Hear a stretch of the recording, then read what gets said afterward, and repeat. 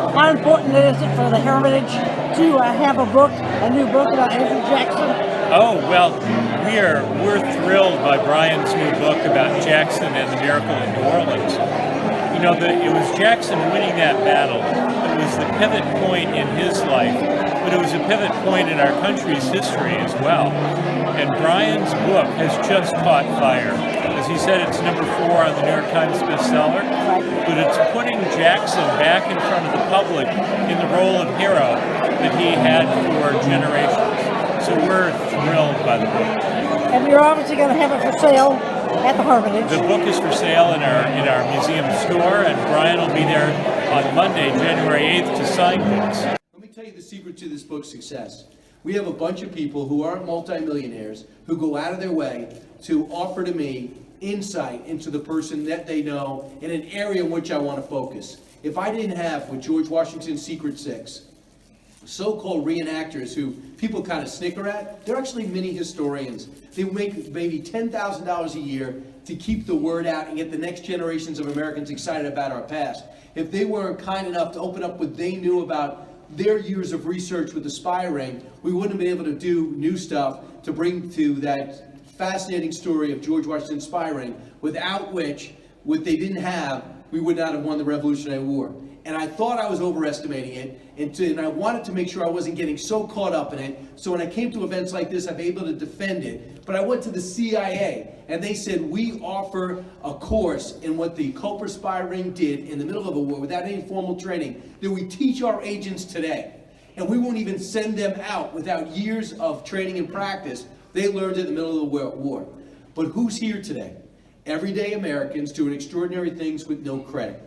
You're not looking for a pat on the back, you believe in the country. Who are the spies? Farmers, bartenders, grocery store owners, a printer, which is like a newspaper guy. You have a guy that would essentially be today a longshoreman, who would go across the Long Island Sound through the British ships in order to get a message to Washington, and they get a message back. They found a way to get invisible ink, they found a way to get encryption and dead drops. And when they lived and died, for the most part, nobody ever knew what they did. In fact, they took some guff because people said they didn't serve in the Revolutionary War. Where were you when we were fighting? They kept their heads down, didn't want to ever give up their identity. Washington said, I'll keep your secret, but I'll also keep your letters. In 1930, they found out where it came from.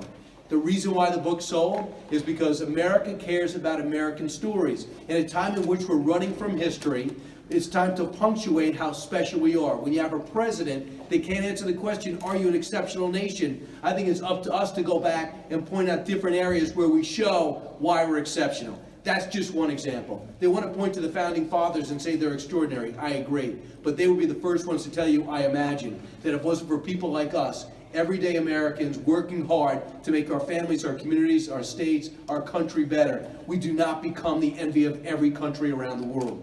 So I wanted to go off on a high. Bob mentioned that I did stand-up. And one thing they tell me is, listen, you got to come up with a set, and if you are getting close to the end, and if you're 3 or 4 jokes out, and you nail it, and you see an extraordinary reaction, get off the stage. End of the high. Don't try to close because you have a close. So I wanted to get out on a high. The big shocking book that everyone was stunned was successful. Even Bob Barnett, who marketed it, said, guys, I think this is a niche book, but I think it's important. You know, maybe you can build something from it. It ends up selling combined copies. We're coming up on 1 million copies sold. So I wanted to... Thanks. And I wanted to go up on a high. They said, well, what else are you interested in? I said, I'm most fascinated when we write about Al-Qaeda, ISIS, Al-Shabaab. They always say, you know, this isn't the first time we had to deal with Islamic extremist problem. You know, Jefferson had to deal with it. And I always knew that because anytime someone wanted to put this in perspective after a big attack and success, they said, well, how did Jefferson handle it? So I went to the Jefferson Library and I researched, and I found one guy sitting there who made himself an expert on this area. Because when you are Thomas Jefferson, you have this great resume. I don't know, vice president, president, author of the Declaration of Independence, Louisiana Purchase, not bad. Kind of worked out for us. So, when you do everything that he did at University of Virginia, which, by the way, they're trying to take a statue down, which is it's laughable if not sad. So, no one really focused on the Barbary Wars. He didn't know how to make sense of it either. So we focused on how he handled it, and he found out that the only way to deal with Islamic extremists is to go at them hard and get their respect. We like to think we can out-talk a bully and convince them not to fight us and harass us. But guess what? It doesn't work. You have to let them know that you're willing to stand up and fight. And as a country without a Navy and an Army, how do you do that? They found a way. The rest of the world wanted us to fail, and they still do, and they can't understand why we're still this magnet that we are for people around the world, that they would try to sneak in our borders and find a way to stay when they know they shouldn't, because we offer opportunity. No guarantees in opportunity. So Jefferson stands up, he shows we're willing to attack. America, as usual, gets the war wrong in the beginning. We get it right at the end, and we squeeze them hard, and we do what Spain, what France, what England wouldn't do. We stood up to them, and we built a Navy, and that Navy was the spine of the War of 1812. So that book is coming up on about 1 million copies sold. Why? Because Americans want to know why we're an exceptional nation, why we were taught that, why we would feel like we're an extraordinary place, why we all get chills up and down our spines when we hear the national anthem or watch a B-1 bomber go over a stadium. Why is that? There's a reason. Because we hit lotto when we were born here. So I thought, as an average guy with a great job who got extremely lucky in 1997, if I could focus on one area, not a definitive biography on any great American, I can't do that. If you pick up John Meacham's book on Andrew Jackson, you don't close it and go, I could do better. No, you can't. It's awesome. But I thought I could bring up one thing that makes really no sense. Why the Battle of New Orleans won our direction.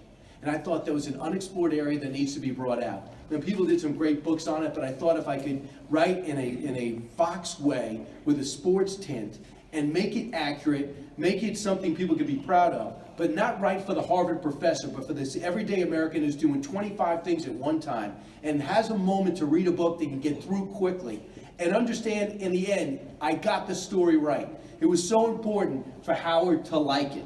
When I saw him to do the special, and I hadn't met him before, he says, I'm going to do the special with you. He goes, but I really like your book. That was, to me, the high five when I was doing sports to get an interview with Jordan. Because then when Jordan says, I watch your show and it's good, that was a great time. But now when a historian says, I read it and I like it, like Douglas Brinkley, I read it and I liked it like John Meacham, like Jay Winnick, when they said, I know you're not doing what we're doing, but I appreciate what you're doing. And I want to go on the back of the book. That was a big relief for me. That's what I wanted, because I want to present and get the next generation of Americans as excited as everybody here. And that's what, if Howard wasn't there, if the Ron Drez at Chalmette battlefield wasn't there, if Douglas Brinkley wasn't raging 115 degrees, then I mentioned the mosquitoes and the humidity, to walk on that battlefield with us on that mound, even though he's a CNN employee, he said, I want to do this. The hell with them. It's a special. We'll just say this is from the documentary unit. We did it. He got blowback for it, but he thought it was important because he wants people like you to understand that what you understand already, that you got to relay to others. History can be exciting, and it can be a source of pride. So while everyone's running from history, we're going to run to it, and we're going to spread the word. I want to punch people in the face that don't understand or sometimes forget that we are a great country. We're not perfect, but guess what? We're trying to be. The fighting that they're seeing around the world is because we have our fights in public. It's called democracy. But what they don't understand is, it's because we all have a goal, we just have different ways to get there. And at some point, when we get tired of staring each other down and working against each other, they're going to turn around, we're going to elect people, they're going to have to cut deals, compromise, and move forward. Maybe we're getting close to that, because things have to get really bad before they change. I think we're getting very close. That's my humble opinion. So I want to tell you that there's so many times in history where a country should have collapsed, it shouldn't have worked. That you saw that in the Revolutionary War, you have military experts look at it, they still can't understand it. And then you have this War of 1812, they burn Washington, they terrorize the East Coast, the northern states want to bail out. They actually had a Hartford Convention, they were going to see Madison, they wanted to leave the country. We had a no-standing army. We had a small but effective Navy, and we were taking on the world superpower who just defeated Napoleon. I don't like our odds.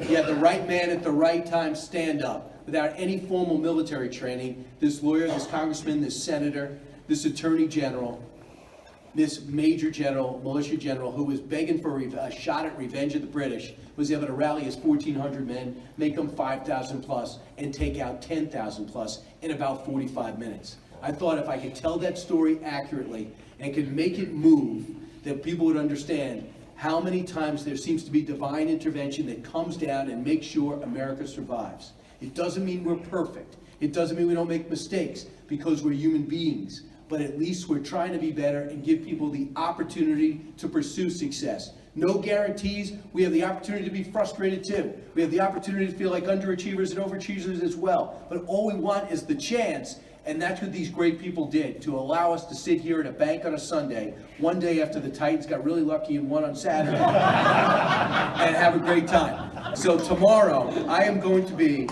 at the Pancake Pantry, all right? Yes. I have never really done a diner signing, but we've tossed to a lot of diners that are empty. And I really don't want to introduce the short order cook, because they really don't have much to say and rarely speak English. So if you guys show up, we'll try to put you on camera, and we'll talk about what's happening in this country and how the president's coming down here tomorrow to speak en route to going to the national championship game. So the good news is, and I think people in the banking world knows, the economy's doing pretty good. There's a lot of people with a lot of money and a lot of influence who like what's going on with this president's agenda, and like the people around him. They see these world challenges and they understand they're not easy. The president takes a different approach to them, I get it, but the people around him are also beginning to get it. And they understand, unlike most presidents, he is the tip of the spear, and they are right behind him. They're beginning to get him. If you look at what McMaster's saying, you look at what Tillerson's doing, you look at what Ambassador Haley said today, you look at the CI Director Mike Pompeo, what are they saying? President gets it. His tweets back us up. Sometimes they cause us some angst, but we're on the same page. And by the way, sometimes they cause me some angst. When you see him in the prompter, I bang the side of the camera and go, that's got to be a misprint before I read it. It doesn't work, it's stuck and it stays. But it's good to do that and have absolutely no regrets. Sometimes I like to get to that mindset.